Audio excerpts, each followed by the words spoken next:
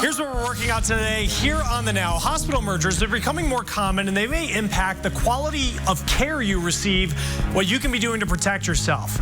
And this looks like a regular bus, but it's the first in the country to be powered by the wind. What is it going to take to get these across the U.S.? We'll look into that. And there's new action coming across the country to try to prevent opioid abuse. Prescriptions are changing, but we are learning there may be some challenges in making the switch. First came the big blowout on New Year's Eve to celebrate the end of an era. Now comes the auction to clear out all the pieces, large and small, that gave an iconic Indianapolis landmark its character. RTV6's Mark Mullins takes you downtown as dozens showed up to get their hands on a piece of the place that was known as Ike and Jonesy's. The place was filled with nothing you would need, but everything you might want. From framed newspapers headlining Elvis's last words, to old soda and beer advertisements, to a blown-up snapshot of the Beatles. I used to come here years ago, and I collect gas station and all types of memorabilia. If you're in the market for nostalgia, this was the place to be. Everything must go at the old Ike and Jonesy's bar, even the sign. Okay, that sign has to be gone by January 10th. Dozens showed up with their bid numbers ready to raise, putting up money for the hundreds of objects inside and outside the building off South Meridian Street that welcomed partiers, convention visitors, and trivia players since the early 80s. It's been here forever. I mean, it's an icon. My wife comes down and dance she has for years. 25. Who get 25, 30? I 25, 30. Now 40. Now 50. 50. Now 60. Now 70. The bidding moved fast. You got to be 235. Sold it. 225. With so many items to put up on the auction block, signs, large and small, vintage advertisements fetching a handsome sum, also people could hold on to a piece of Indy's historic nightlife. Each piece came with a story for the owner of Ike and Jonesy's. People would bring me stuff and I'd frame it and put it up. And now it's coming down. And when all is said and done and gone, the space clears out to make room for a new hotel. Don't we have enough hotels? I think it's just sad to see it go. It's progress, I guess that's all you can say. Working for you in Indianapolis's wholesale district, Mark Mullins, RTV6. A lot of cool stuff in there, and Earl's Auction Company facilitated today's auction. No word yet on how much the iconic Marilyn Monroe sign on the front of the building raised. And a big reminder to patrons of the Indianapolis Public Library branch in Lawrence. The branch in the 7800 block of Hague Road will temporarily close Sunday for its first major renovation since it opened in 1983. It will be closed for several months. When the branch reopens, there will be an updated entrance, new group study, and tutoring areas, and improved access to technology. It's a $1.5 million project. Completion is expected in late spring and early summer. Switching now to weather. Kyle Mounts is here, and it looks like we are talking fog. Yeah, this is where you would see the west side of the city, but we are socked into the fog in parts of central Indiana right now. And you can see where that visibility in spots is less than a half mile, just 0.2 of a mile in Fishers. Indianapolis officially just over a half mile here. But as we get some more rain moving into the region, that will start to improve the visibility a little bit. You can see some of those showers mainly over the southeast half of central Indiana, moving back through Bedford into Columbus, Greensburg, Shelbyville, all getting a little bit of rain here for the Friday evening rush hour, and that extends into Newcastle. Muncie a little bit on the damp side, certainly with the cloudy skies as well. Here's a look at TrueCast. You can see those showers will continue to move toward the north and east, but also filling back in a little bit here as we go through tonight, but it will stay rain for us, and on the lighter side with those temperatures holding in the 40s where they are right now, close to 50 in Bloomington. We'll talk about some Saturday snow in a few minutes. Chris? A top U.S. general says the U.S. has compelling intelligence that the top Iranian general killed in a U.S. airstrike near Baghdad's airport was planning a significant campaign of violence against the United States. Nearly 3,000 more troops are now being deployed to the Middle East. That's in addition to forces added following the attack on the U.S. embassy in Iraq by Iran-backed militia and supporters. Troops are also on alert to protect the U.S. embassy in Beirut. Major U.S. cities are also now on heightened alert. Now, Iran's president is vowing revenge on the United States. That and the potential involvement of other countries in the region sent oil prices up. Now, it could just be the beginning, depending on how Iran retaliates. In the last year, we've seen Iran attack Saudi Arabia. Their largest oil field was knocked offline. We've seen Iran go after ships in the Strait of Hormuz. So, yes, there's been no change to oil supply yet, but there likely will be some disruption. Gas Buddy's head of petroleum analysis says the first jump in prices will likely be reflected at the gas pump in the next few days, maybe only rising a few cents a gallon, possibly 5-10 cents in a few weeks. Now, what happens depends on what Iran does next. The good news here is the U.S. is in a much better place in terms of gas price protection. Well, overall, the U.S. is entering this decade producing 13 million barrels of oil per day. We started last decade producing just 5.5 million barrels of oil per day. So that has given the U.S. incredible insulation to events that happen in the Middle East. We are now the world's largest oil producer.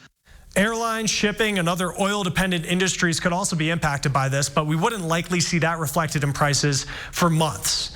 Well, America's third largest church denomination will split. This story starting our newsfeed is the Methodist Church separating over gay marriage. There will now be a traditionalist Methodist denomination, and the remaining members will permit same-sex marriage and LGBT clergy for the first time in the church's history. The Pope weighing in on health care today. Pope Francis saying that all governments should ensure everyone has access to health care. He was giving an annual message about the needs of ill people. Well, Delta employees are suing, saying their uniforms made them sick. More than 500 employees now suing Land's End. They say the uniforms had chemicals that led to rashes, breathing problems, and headaches. Let's get back to our lineup. More hospitals now merging across the country, but that may not be a good move for us. The questions that you should be asking to make sure you still get the best care.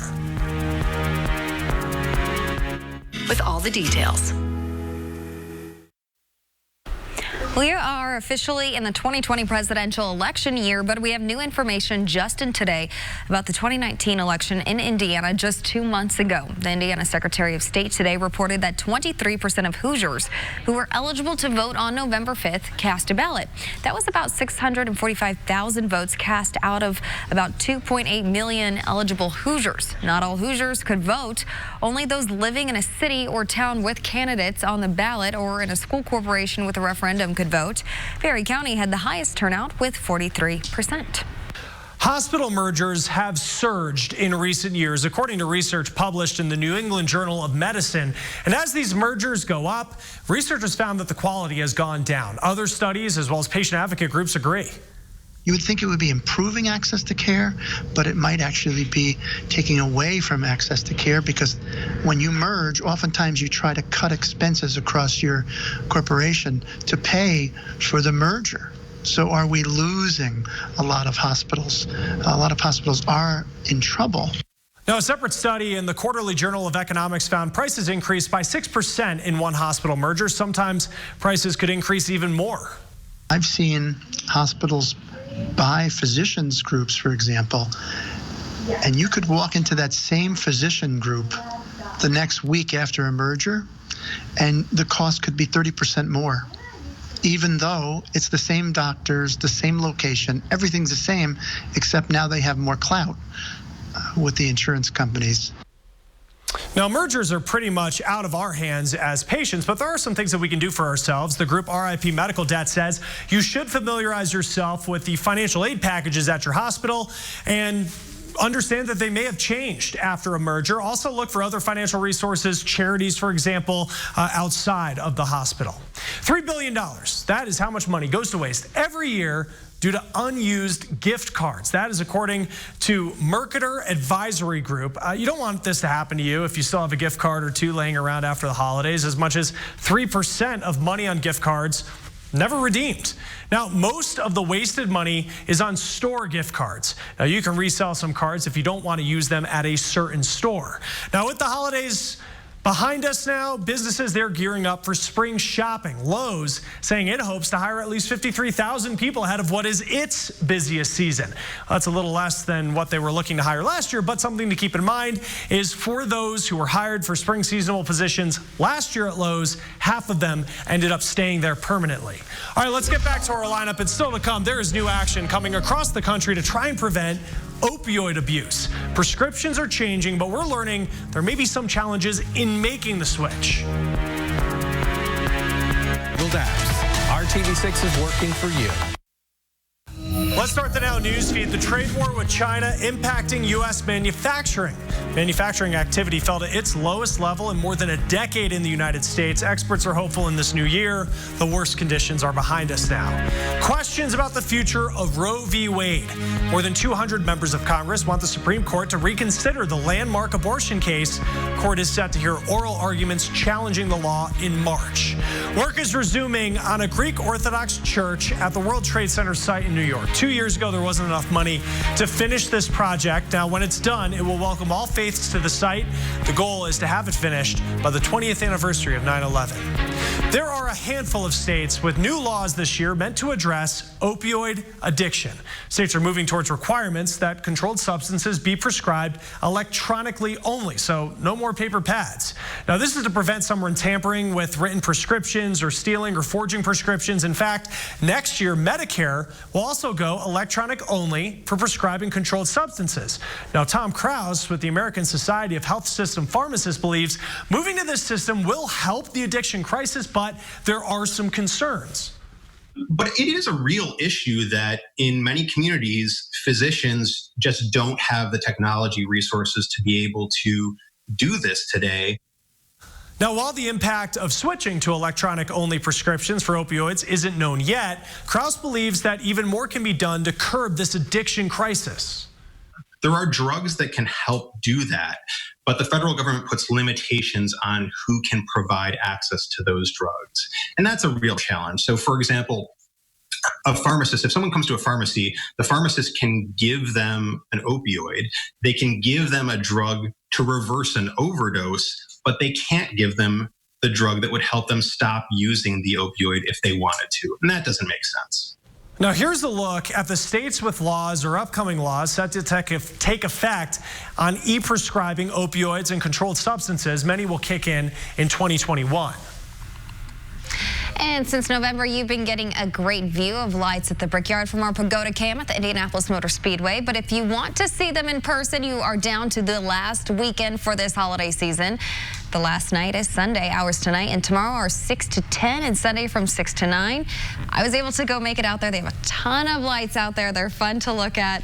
Kind of random, but definitely entertaining. And you know, adding to some of the festivities tomorrow may actually have a few snowflakes flying through the air. So a nice way to kind of close things out in that regard. But temperatures are not going to be cold for very long. Right now, we're sitting in the 40s, got close to 50 in Indianapolis today. Right now, you're at 49 in Connorsville, 42 in Tipton. And as we look at that temperature trend, those numbers take a little bit of a dip tomorrow, but we're still talking about numbers right on through the middle of next week that are at or above average for this time of year. The average high is 36 degrees. Now, that dip in temperatures will come behind the rain. You can see a swirl over Iowa. That's bringing some of those snow showers that we'll be dealing with tomorrow. Satellite and radar shows very light rain around Indianapolis, and then especially as we work our way southeast of the city around Shelbyville and to Connorsville and Newcastle. Here's a look at TrueCast through tonight. Very light rain showers. We go into tomorrow morning. Here comes some of that colder air. It looks a little messy, but I think it's going to be generally light and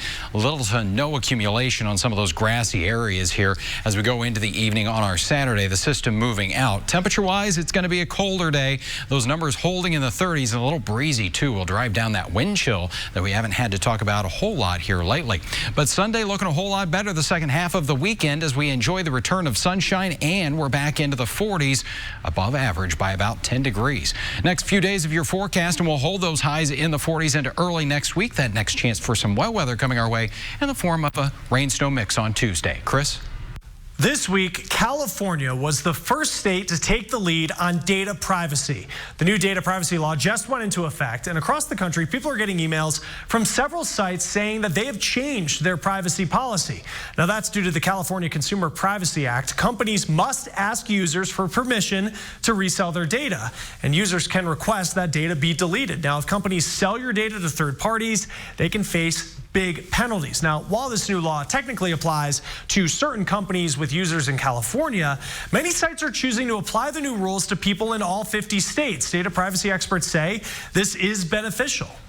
Now we have the choice as to what we want our data to be used for. And so we can, for example, opt out of having it being sold to third parties, not to the business itself. If we're on a particular social media site, we can allow that business to essentially keep our data, but not resell it to anybody else.